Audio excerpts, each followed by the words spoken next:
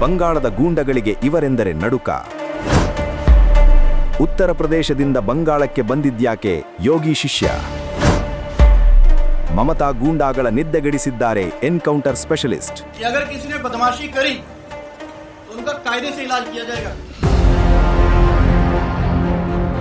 बार बार जो खबरें आ रही है कि उसके लोग धमका रहे हैं, तो फिर अच्छे से खबर लेंगे, फिर बाद में रोना पछताना मत.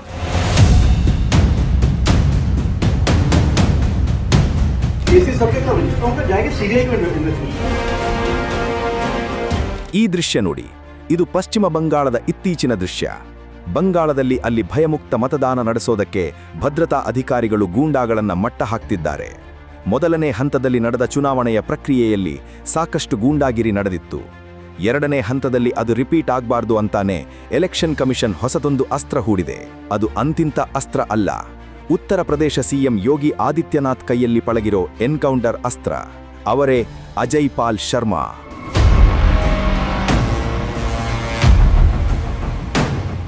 ಇವರು ಉತ್ತರ ಪ್ರದೇಶದಿಂದ ಬಂದಿರೋ IPS ಅಧಿಕಾರಿ. ಇವರನ್ನ ಒಂದು ರಾಜ್ಯದಿಂದ ಮತ್ತೊಂದು ರಾಜ್ಯಕ್ಕೆ ಚುನಾವಣಾ ಆಯೋಗವೇ ವಿಶೇಷವಾಗಿ ನಿಯೋಜಿಸುತ್ತದೆ ಎಂದರೆ ಆ ಅಧಿಕಾರಿಯ ಕಾರ್ಯದಕ್ಷತೆ ಮತ್ತು ಧೈರ್ಯ ಎಂತಹದ್ದು ಎಂದು ನೀವೇ ಊಹಿಸಿ. ಸದ್ಯ ಬಂಗಾಳದ ಗೂಂಡಾಗಳಿಗೆ ಇವರು ಸಿಂಹಸ್ವಪ್ನವಾಗಿ ಬಿಟ್ಟಿದ್ದಾರೆ. ಅಂಥವರನ್ನು ಹಿಡಿದು ಮುಲಾಜಿಲ್ಲದೆ ಜೈಲಿಗಟ್ಟುತ್ತಿದ್ದಾರೆ. ಲೋಕಲ್ ಕ್ರಿಮಿನಲ್ಗಳಲ್ಲಿ ಹೀಗೆ ನಡುಕ ಹುಟ್ಟಿಸಿರೋ ಈ ಅಜಯ್ ಪಾಲ್ ಶರ್ಮಾ ಯಾರು? ಇವರು ಉತ್ತರ ಪ್ರದೇಶದಲ್ಲಿ ಮಾಡಿರೋ ಸಾಧನೆಯಾದ್ರೂ ಏನು? ಇದೊಂದು ಇಂಟ್ರೆಸ್ಟಿಂಗ್ ಸ್ಟೋರಿ.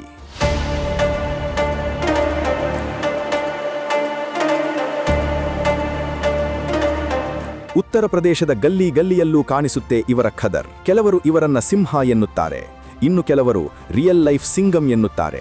ಆದರೆ ಅಪರಾಧ ಲೋಕಕ್ಕೆ ಆಟ ಸಾಕ್ಷಾತ್ ಯಮರಾಜ. ಅಜಯ್ ಪಾಲ್ ಶರ್ಮಾ ಎಂದರೆ ಕೇವಲ ಒಬ್ಬ ಅಧಿಕಾರಿಯಲ್ಲ, ಅವರೊಬ್ಬ ಎನ್ಕೌಂಟರ್ ಸ್ಪೆಷಲಿಸ್ಟ್. ಇವರ ಸರ್ವಿಸ್ನಲ್ಲಿ ಅಪರಾಧಿಗಳಿಗೆ ಎರಡೇ ದಾರಿ, ಒಂದೋ ಶರಣಾಗತಿ ಇಲ್ಲವೇ ನೇರ ಎನ್ಕೌಂಟರ್. ಇವತ್ತಿನ ವಿಡಿಯೋದಲ್ಲಿ ನಾವು ಈ ಅಪ್ರತಿಮ ಅಧಿಕಾರಿಯ ಜೀವನ ಮತ್ತು ಸಾಹಸದ ಕಥೆಯನ್ನು ತಿಳಿಯೋಣ. ಅಜಯ್ ಪಾಲ್ ಶರ್ಮಾ ಮೂಲತಃ ಪಂಜಾಬ್ನ ಲೂಧಿಯಾನದವರು. 2011ರ ಬ್ಯಾಚ್ನ IPS ಅಧಿಕಾರಿಯಾಗಿ ನೇಮಕಗೊಂಡು ಇವರು ವೃತ್ತಿ ಜೀವನದ ಆರಂಭದಿಂದಲೇ ತಮ್ಮ ಕಟ್ಟುನಿಟ್ಟಿನ ಶೈಲಿಯನ್ನ ಗಮನ ಸೆಳೆದವರು.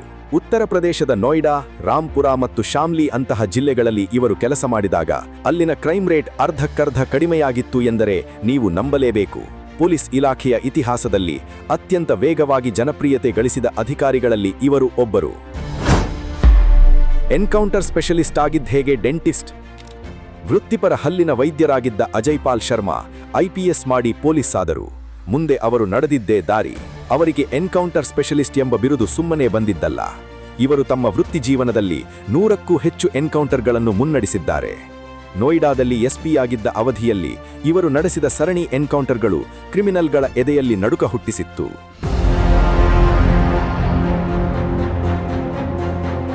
ಒಂದು ಕಾಲದಲ್ಲಿ ಗ್ಯಾಂಗ್ಸ್ಟರ್ಗಳ ಅಡ್ಡೆಯಾಗಿದ್ದ ಪ್ರದೇಶಗಳಿಗೆ ತಾವೇ ಸ್ವತಃ ನುಗ್ಗಿ ಕಾರ್ಯಾಚರಣೆ ಮಾಡುತ್ತಿದ್ದರು.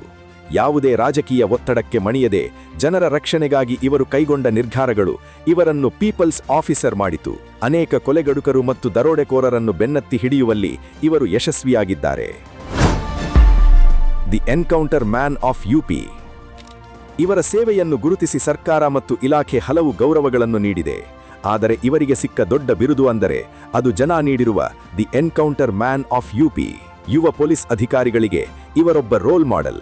ಅಪರಾಧ ಮುಕ್ತ ಸಮಾಜ ನಿರ್ಮಾಣ ಮಾಡಬೇಕು ಎನ್ನುವುದು ಇವರ ಏಕೈಕ ಗುರಿ. ಎಷ್ಟೇ ವಿವಾದಗಳು ಅಥವಾ ಟೀಕೆಗಳು ಬಂದರೂ ಜನಸಾಮಾನ್ಯರು ನೆಮ್ಮದಿಯಿಂದ ಇರಬೇಕು ಎನ್ನುವ ತತ್ವದ ಮೇಲೆ ಇವರು ಇಂದಿಗೂ ಕೆಲಸ ಮಾಡುತ್ತಿದ್ದಾರೆ. ಅಂಥವರ ಸೇವೆ ಬಂಗಾಳದಂಥ ರಾಜ್ಯಕ್ಕೆ ಅವಶ್ಯವಾಗಿ ಬೇಕಿತ್ತು. ತಮ್ಮ ಮೇಲೆ ಚುನಾವಣಾ ಆಯೋಗ ಇಟ್ಟ ವಿಶ್ವಾಸವನ್ನು ಅಜಯ್ ಹುಸಿಗೊಳಿಸಲಿಲ್ಲ ಅನ್ನೋದು ಬಂಗಾಳದ ಸಾಮಾನ್ಯ ಜನರ ಅಭಿಪ್ರಾಯ.